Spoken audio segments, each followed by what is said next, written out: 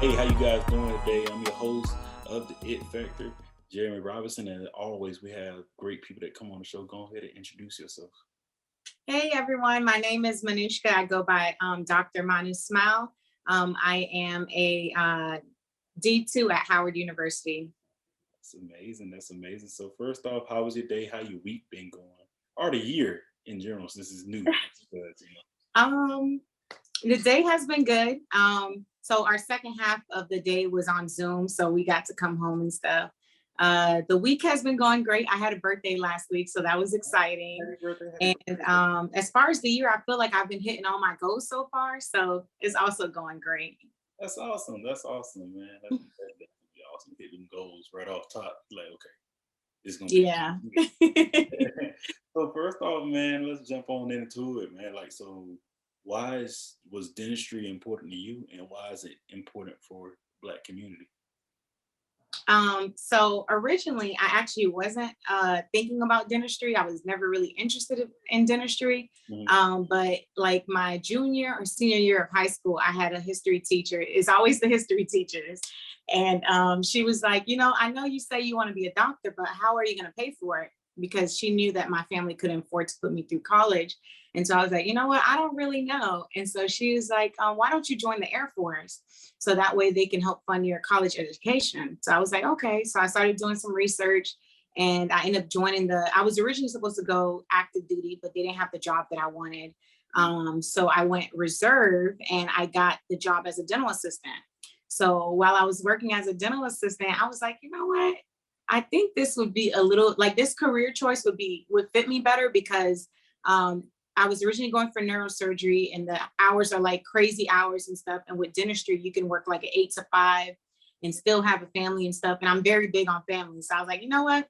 It's a no-brainer. Like we gonna switch to dentistry. Definitely can understand that. So ever since then, I started like just pursuing that path.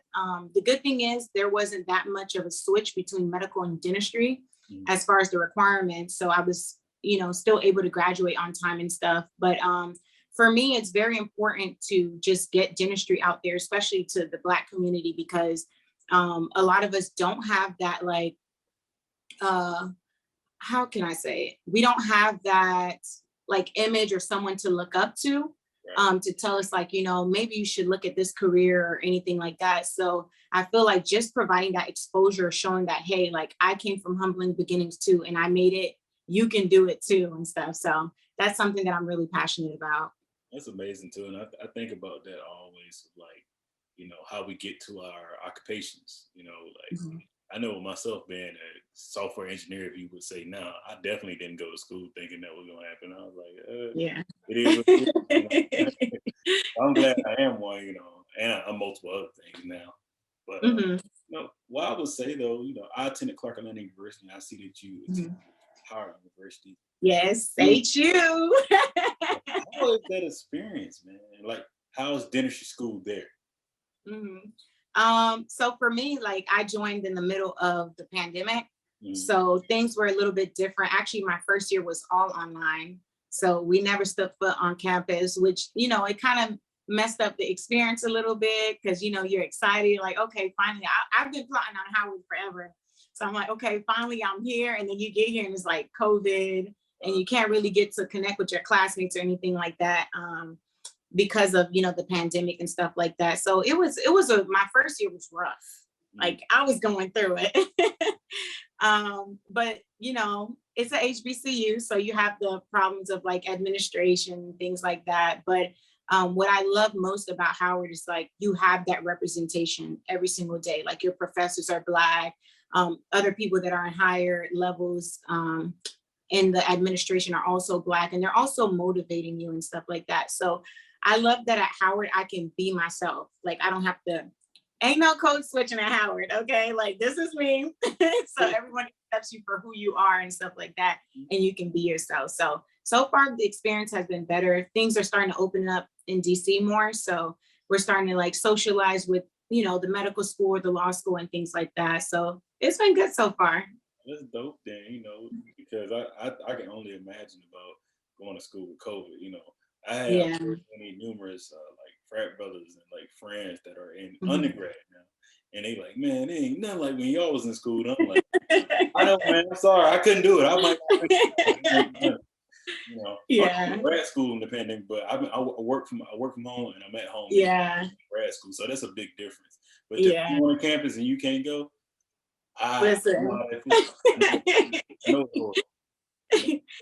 For me, I feel like it was a little, I feel like the transition was kind of easier too. And I didn't really, like, I wasn't that hurt that COVID was going on and I was missing some of the experience because like I was been calling myself an honorary Howard student. So like homecoming, I was there. I had friends that, you know, go to the school. So I was always on the campus. So it's always felt like I was a part of the family. So like when COVID hit, it was just like, okay, like I already done did most of the things that you're supposed to do as a student anyway. So so it's been good though. What's up, man? So with that, what is your it factor? Why you do what you do? For me, I'm very passionate about people. I love, love, love people, love educating. I love health. So I feel like that's been my driving factor. And specifically, like I'm first generation Haitian American. Mm. So just thinking about my community, like back home in Haiti, and even I'm originally from Miami. So just those just disproportionate communities and stuff like that that don't have access to simple like healthcare stuff. I really want to be that person to kind of bring that not only education, but also provide them with healthcare that they're not able to get otherwise. So that's been my driving force. Definitely understand that. And it's not even a question, but in thinking about that, would you ever be open to like open like go down to Haiti and do like free like dentistry stuff like that? Because I know dentistry is important. Like your teeth Yeah, are very important. anywhere. Yeah, I don't think a lot of people understand that about teeth. That's why I wanted to talk to a dentist like yourself because Mhm. like I feel like it's a very important field. Because I know I go, I get these things. Yeah. Go man, and take care of them. Yeah, so definitely. So the funny thing is I personally never been to Haiti, but Uh-huh. I'm very well versed as far as like the language, the food and everything. But I definitely want to open a nonprofit in Haiti. So my master's is in public health. So I got to work with an organization that worked like in different countries. And so I had experience as far as like starting up like different programs and stuff in different countries and how to communicate with people that are on ground while you're still in the US and stuff. So that's something that I'm very much interested in. I've already been recruiting like my classmates and my friends, like, listen, this isn't only going to be a dentistry stuff. This is going to be like a medical thing. So like I have my friends that are nurses, doctors, like PAs. I need everyone on board. So we can pull up and I'm thinking that maybe I can do that like every summer and stuff. Just provide like this huge like kind of camp where people come in and get healthcare services. And not only that, the most important thing that I also learned through like public health is not only just coming in, like being like that savior and then leaving, but also educating the people that are on foot, like are on ground about like simple things that they also can be doing to continue educating and helping people there. So, That's yeah. you gonna have that follow up. I know Yeah, I know you get your teeth done, but this is what you should be doing as well. Like exactly. Yeah. And also different alternatives because depending on where people live in the country, they might not have resources to like, let's say a toothbrush or stuff like that. So some of the research that I did was like, okay, well, if you don't have a toothbrush, there's like, there's a part of a tree that you can kind of break off and kind of use that as a toothbrush and things like that. So there's different things you can do to make it happen. I always know. You know, I always know. So what went into you wanting to, take a gap year, you would say? Mhm. So throughout undergrad, so like I said, I joined the Air Force. So I was doing the Air Force Reserve, working in private practice dentistry, and also going to school. So it was just a lot on me, driving back and forth to my base. And also like being in the Air Force is really like being in another school too, because they're very big on like education. So I got to a point where like I had to quit my job, which was like, whew, like this is a huge like leap of faith because I didn't have any other financial support for real. And then I was just so stressed out and so overwhelmed about like I have to like do things in this order and this and that I actually ended up failing organic chemistry 1. And yeah, that's that hurt. That's that weed out. Right. So in the process, and then this is the thing too, I thought I was superwoman. So I was like, you know what? I'm going to take Orgo 1 for 6 weeks. And then the second week, I'm going to take Orgo 2. Like, I thought I was just doing it, right? And on top of that, I had already started my application to submit to dental school. So I graduated fall of 2017. So I was like, okay, fall of 2018, I should be starting dental school. Like, I was just on this, like, okay, this is going to be it. So when that happened, everything kind of stopped for me. And I'm just like, whoa, like, I really got to reevaluate everything, slow down. Because I feel like one of the things, because I had left for the Air Force and stuff, what technically would have been like my first year of college, I was like doing active duty training. So when I came back, I'm like, man, I'm so behind. People are so like, I don't know why I was thinking about that. But I was like, everyone is already ahead of me and stuff. And so I'm over here trying to rush to get to this thing, but you're not really like paying attention to the steps that you're taking. So I really was forced to do a gap year because I'm like, if I apply, I'm just gonna waste my money, because why are you applying to a program but you just failed the class? Like, so I was just like, I'm gonna take this gap year. So my last semester of fall, I just started, I learned about LinkedIn. So I started, putting my little profile together or whatever. And one day I got an email actually from a recruiter, and they were like, hey, we've seen your profile and we think you would be a good candidate. And I looked up like the companies that they were saying, and it was like Intel Corporation. I'm like, I know I've seen this name before. And so I started doing research, and I was like, oh, this is a pretty big company. And so they offered me to fly out to Arizona for, I think it was 3 days. I interviewed there and stuff, and I ended up getting the job. So I was like, okay, perfect. So then you got to do a plan B now. So I was like, okay, while I'm working there, because my schedule was pretty flexible. So I was like, while I'm working there, I started my master's. And then I had to go retake Orgo 1, had to take Orgo 2, and then also biochemistry, and then also take the DAT. So I was like, okay, this gives me time to be making some real money. Right. Because with that psychology degree, I wasn't going to be making nothing. So because I ended up working at Intel, I was making money. So I was like, okay, I can afford to apply to dental school because it's very expensive, and also like pay for my classes that I was taking, and kind of like finally like get myself like together and like at a good pace where I'm like, okay, now you're ready to apply to dental school. I definitely can understand that, I like how you took advantage of it though. You ain't just take a break. You say, hey, no, this is my plans. This is what I'm gonna do. I feel like in life we rush. Like, I feel like a lot of us rush, but life has a great way of telling you, like, hey, you can slow down. Listen, right. Because it happened to the best. It happened to me, man. It happens to the best. Yeah. So I would say I definitely can't commend you though for where you are now. Yeah. You look back, like, I have been a long way. Okay, cool. Let's right. But it's funny. It's funny because now I look back and I'm like, man, like going into dental school at like kind of like an older age and not right after undergrad, I feel like it also put me at a better advantage. I'm like more mature than some of my classmates and stuff like that. And I have more life experience, just like through the military and stuff like that. So I feel like my perspective and my mindset on dentistry and dental school is like, if I would have went straight in, I don't know if sis would have made it. Okay. So I'm like, you know what? Now is like looking back, I'm like, man, I actually appreciate that I was able to like slow down and kind of like take things in, So yeah. You for that one, man. So in that, what now, pivots you into creating, the Black Dentist Matter platform? Because that's the part I met you on. I was like, okay, let me see this. Yeah. Cool people on here. Like, well, so like, yeah. How did you create that? So I got my acceptance letter from Howard March 2020. And so once I got my acceptance, I was looking for like a community of people. And I'm like, I see Black Doctors Matters. I see all these other medical pages, but I don't see anything about the dentist. Right. So I was like, you know what? I'm gonna just create that platform so that, we can get those highlights out. Cause I feel like even when I was an undergrad, like, I feel like a lot of the pressure and rushing myself was because like I didn't see other people doing it, right? And I didn't know their stories. I just had in my head like, okay, you have to have this perfect score, this perfect GPA and stuff like that.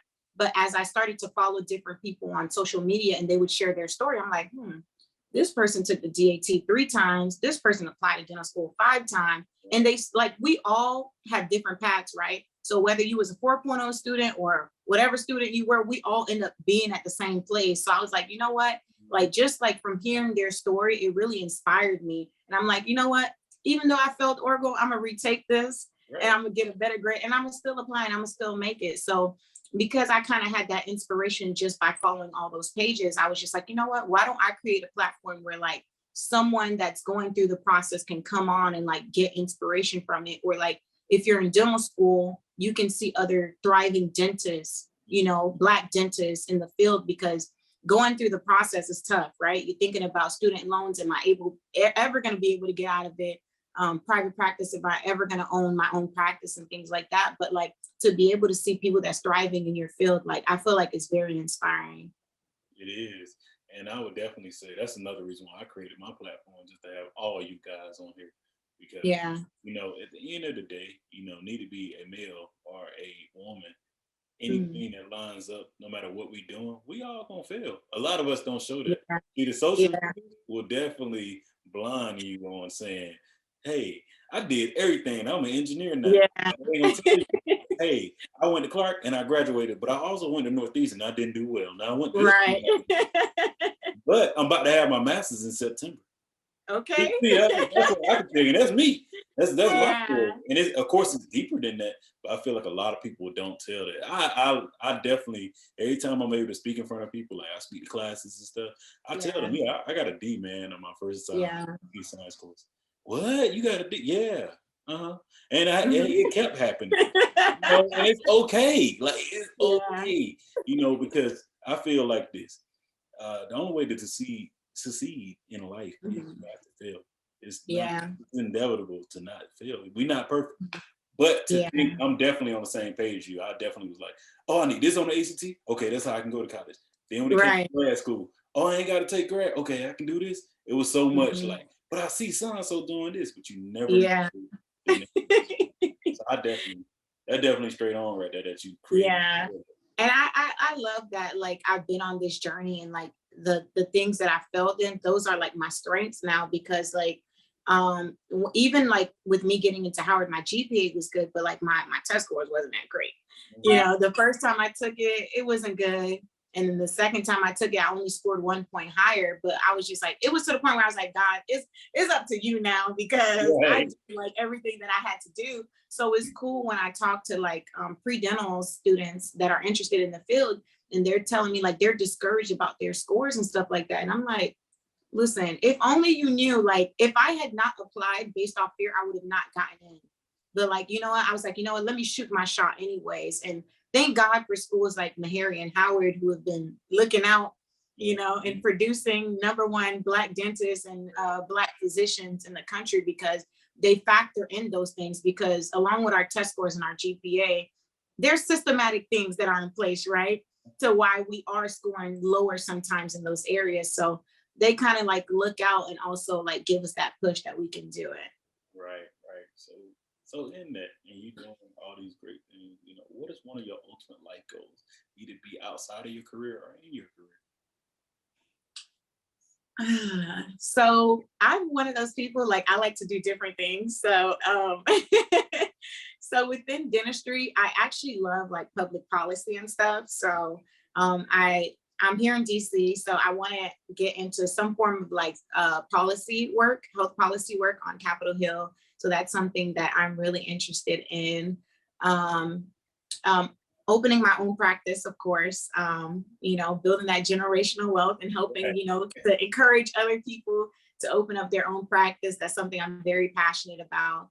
Um, and just spreading the word on like health and stuff like that, like the importance of health, education, and like trying to recruit. The other thing too, like with the Black dentist page, is like we also have like other people that aren't Black that follow our page and stuff like that, and also want to support us. So just like connecting with those people and just continue to build that network of Black dentists and get people connected. Because I have people hit me up like, hey, I live in this place and I need a Black dentist. I'm like, all right, cool. Post it. Like, hey, who lives in this area? And, you know, just getting people connected. And people don't realize how much of an impact it is when you go to the doctor's office and you see someone that looks like you, right? You're like, okay, I'm good. Like I can be myself and I can openly talk about the things that are bothering me. And so those are one of the things, like those are one of my life goals that I really want to do, just inspire people, to keep on going, don't give up. And hopefully at some point we can get that universal health care. That's something that I would really love to lobby for. You don't have to worry about it. It'd be so that's needed. Right. Everybody good? Like, hey man, I'm definitely Right. want to see everybody everywhere, man. Like, so I have I live in Atlanta, and me and my fiance have a home. And we Dennis, that's black lady. She's so nice, everything, right? And we was having that conversation as I was going out, because she was like, yeah, I was saying I need to pay some money to get, I think I want to get my teeth whitened for the like my wedding or whatever. And she was like telling me, look, don't do this, don't pay anything. Yeah. She's like, not until Biden sign that bill and we get don't do it. So we was going in, but a black dentist gonna tell you that. Another counterpart dentist, be a Caucasian dentist, may be like, yeah, you can pay for it. That's the only way. She was like, Google teeth whitening and do this. You got some friends that got their teeth white. Like, she was going through the whole thing. Yeah. And it made me feel so good, because I was just like, okay, that's how I can get away. Yeah. The remedies is what I could do too. So, and you could be yourself too around them. That's what I love. Like, listen, all my medical people, they black. Like, I'll be on there like searching, okay, black dentist, black dentist. It was like my doctor that do my physical. I was telling my auntie, man, I go in there and we joke and stuff. I told him I play football and stuff. We joke about that. We talk about so much stuff. And then he'll be like, look, I just need you to, when COVID came, I need you to get your shot. I need you to do this. This is the why. And we were able to talk. He's like, if you do it, you do it. I just don't want you messing up your healthy body. You're already good. So that's what I definitely love about black doctors, man. They need it. And I love black people in every profession, because they ain't like, so sending an email and you're like, hold on. Hold on, that's a brother? Wait a minute. So the whole mood changed. You feel so much better, man. So, dude, before we close out, do you have any questions for me? What made you start this podcast? Yes. Like, what's your it factor? So my it factor is, to help bring change to our people, the change we want to see. I love to bring people together, meet people, and network. I say God bless me with that I would say power to be able to do that. But when it comes down to creating this, I literally was sitting, that student, when I was struggling and got that D in computer science, if you get me through this, God, I will go my way to finding a way to, make a change to this. So I literally had this in the back of my mind from my freshman year up until, I think, 2019. My freshman year, 2014, I really played on it and stuff.